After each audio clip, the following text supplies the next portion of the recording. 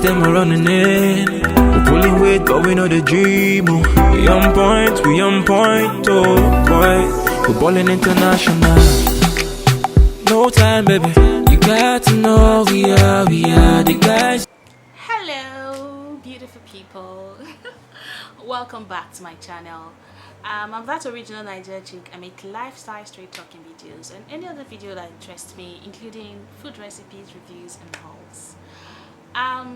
Before I start this video, thank you so much, Samarako, for posting me on your community page, and I got some subscribers. I guess they were from you.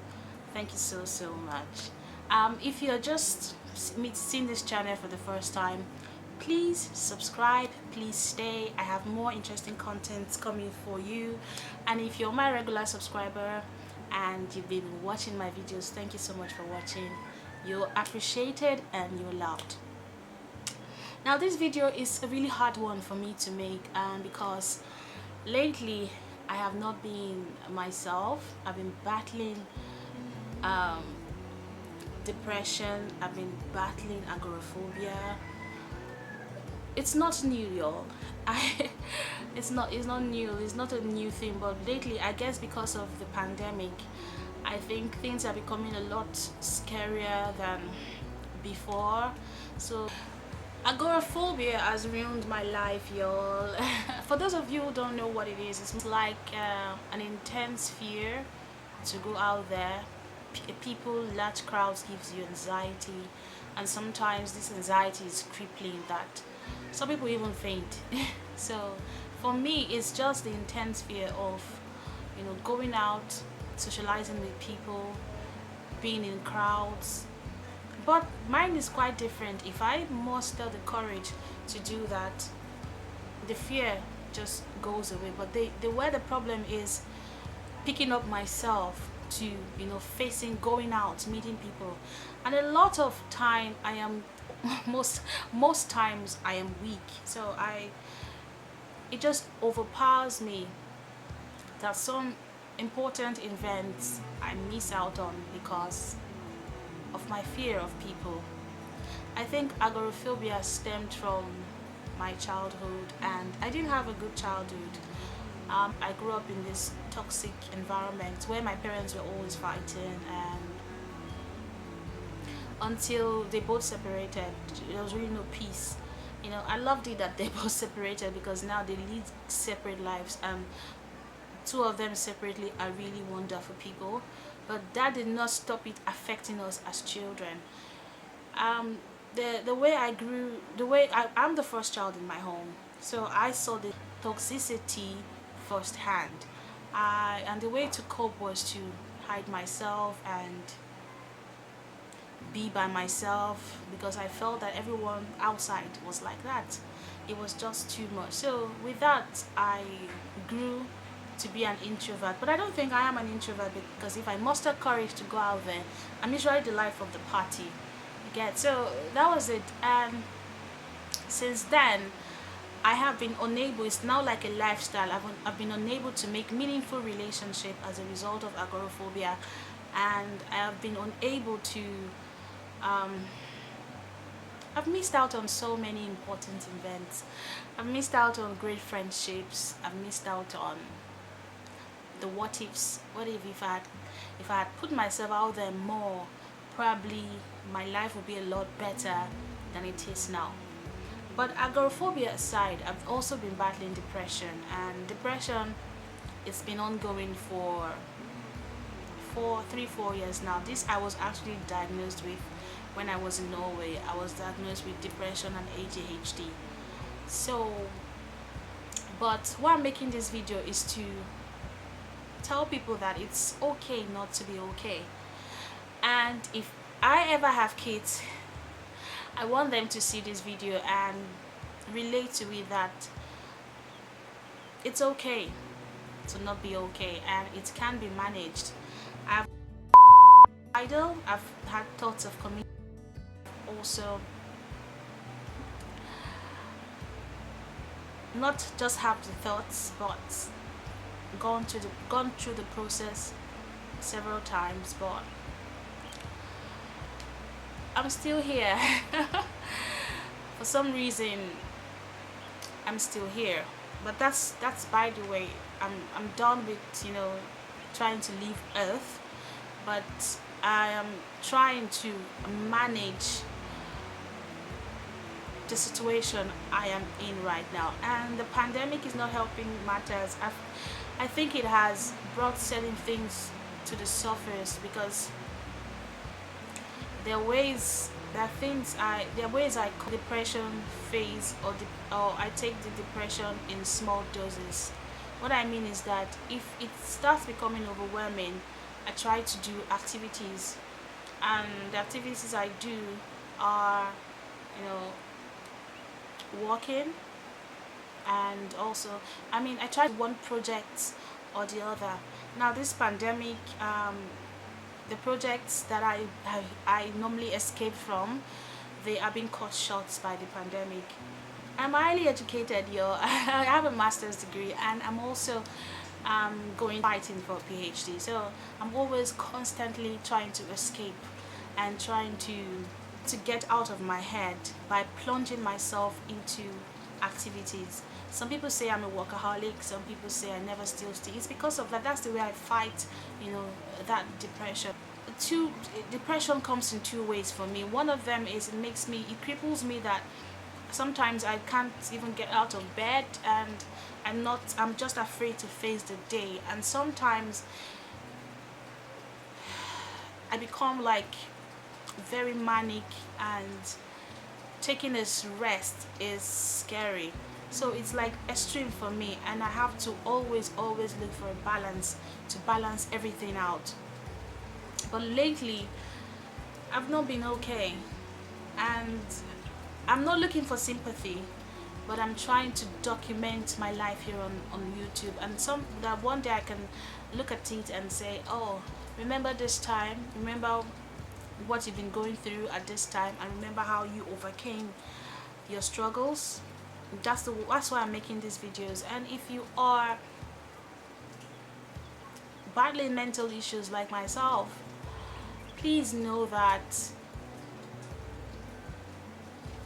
people count on you. Like me, for example, if I was alone, and probably I don't have people that I take care of, because I take care of a lot of people. I have beautiful nephews that are living with me. They're more or less like my biological children. I'm a mother to them. I also have my parents, my siblings, my younger ones. They are actually the one keeping me here on earth. They are the ones that, when I think of how they are going to feel and how heartbroken they are going to be, and sometimes I feel that probably to just destroy their world, that they might not have a fighting chance, because I feel that I am the fighting chance they've got. I am the fight they got. I got their back all day. So those are the people that actually keep me alive today. It's not because of anyone else. I don't have friends. I've always been a loner. So, and I miss the connection. My head always not necessarily screw up the friendship. I try, when it comes in, I push people out, like, okay, I don't want you knowing what's up with me, I don't want you being by my side. So some people just, if they are not really close, like my family are really close, they understand when I'm in that state, they go give me my space, and they come back again, and they understand. They say, okay, I know you were in that mood again. Right, I understand. They come, and but a lot of people who are not close to you, let's say you're trying to form a friendship, they don't understand that. So they'll feel like maybe you are acting all like they're begging for your friendship or not. But it's not true. Inside of me, I'm like, oh, I'm ashamed of this. I don't want you to see me like this. So I rather you just go away completely than see me when I'm vulnerable. Besides throwing myself into work, there are other ways I've been managing this situation. I have books that I read. I've read some books on how to take yourself out of your head and out of that state, because depression is a state. And it has triggers. There are so many things that trigger it, and unfortunately these triggers are not far-fetched. So if you are not in control of it, it just takes over your life, and sometimes it's all you know and you lead a really low life. So what I do is I read a lot of books and that suggest ways to cope. But I don't think it can be cured, but I think it can be well managed to the extent that it's non-existent anymore. And I'm 50% gone. Like, I don't have episodes as often as I used to. And yeah, that's it. So what I do is I read books and I try to have a positive outlook on life and do more charitable things. Charity helps me a lot. Charity is not because I have a lot. No, charity actually is for me. So when I do charity, when I put smile on people's faces and when I see people happy, it gives me life. It's like a life source. So I will never stop. So I have like some organizations that I'm a part of. If you want to be a part of some of those organizations, please write in the comment section. I can. For agoraphobia, that one I don't know how to manage or how to cope, because except it's really really important, I don't leave my house. I have been called all sorts of names. I don't leave my house. It's just that strange fear. I don't know how to manage it at all. That one. But for depression, I've handled it. I think I've handled it pretty well, even though it's starting to be overwhelming these days because of what's happening outside. But I think I've handled it pretty well, and I will tell you how I handle it. This video will be all over the place because I don't have any notes. It's just how I feel, and this is the raw truth of how I feel. So if you have ways that you cope, if you have ways that help you put yourself out there, because the world is meant to be lived. I think no one lives a good life just surviving, and I'm basically surviving because of agoraphobia. So if you have any tips and tricks, I've tried all tips and tricks I find online, but none ever works for me. So if you have tips, and because my life is, I'm getting older and I need to be out there. I need to see life. I need to, you know, live a little. But this is the most scary thing. So if you have tips, I'm crying for help. Please help me. But for depression, I've been able to manage it, even though I'm not perfect yet. Mental health in Nigeria, people don't take it seriously. They say it's un-African to be depressed, to have anxiety, to have but it's not. It's just being human. And the situation in Africa right now, I don't think a sane person can cope. Really, I don't know how Nigerians manage to cope, but I know that there are a lot of people with mental health issues, and the stigma behind talking about it is what gets me the most. I am more or less like a free spirit. I can talk about it.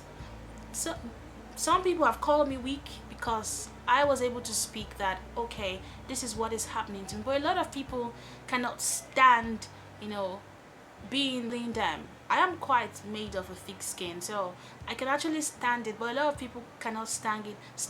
It's a cultural thing to appear strong in Nigeria, and when you have mental health issues, you seem like a weak person. So people needs to be educated to know the truth that is actually strength. If you are going through something, to be able to come out and tell people that this is what is happening to me, then I'm sure that solutions will come from left, right and center. But if you just keep mute, it can be overwhelming and it can go from bad to worse. A lot of people need to be educated on that, but for me, I don't have a problem coming out. That's why I'm making a video on this. Mental health is not taken seriously here in Nigeria at all. So most of the time my materials I find online on ways to cope, and I look at people's stories and look at what they've done to cope. That's all I do right now. But hopefully sometime in the future I will get professional help if it becomes so crippling, because now I think I can manage. But this is what I'm going through, and if you're going through similar stuff out there, please, let's connect together. Connect with me, so at least we can share tips and tricks on how we cope. Put you in. Yeah, that's all I wanted to say in this video. I have awesome contents coming in. I have recipe videos coming in. I also have some lifestyle videos coming in, a lot of things I want to talk about, but for today this is going to be the end of my video. Thank you so much for watching. Thank you so much for subscribing.